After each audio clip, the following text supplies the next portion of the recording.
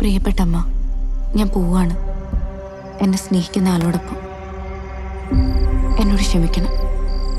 എവിടെയായാലും ഞാൻ സുരക്ഷിതയായിരിക്കും.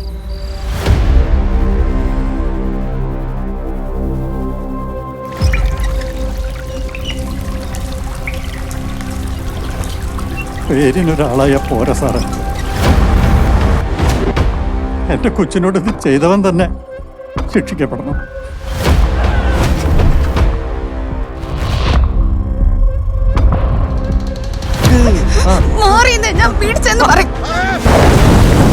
സംഗതി പാടാണ് സാർ. പക്ഷെ ഇങ്ങനത്തെ അവസരം കിട്ടിയപ്പോ നമ്മളൊന്ന് ശ്രമിച്ചു നോക്കണമെന്ന് തന്നെ എനിക്കിപ്പോൾ തോന്നുന്നു.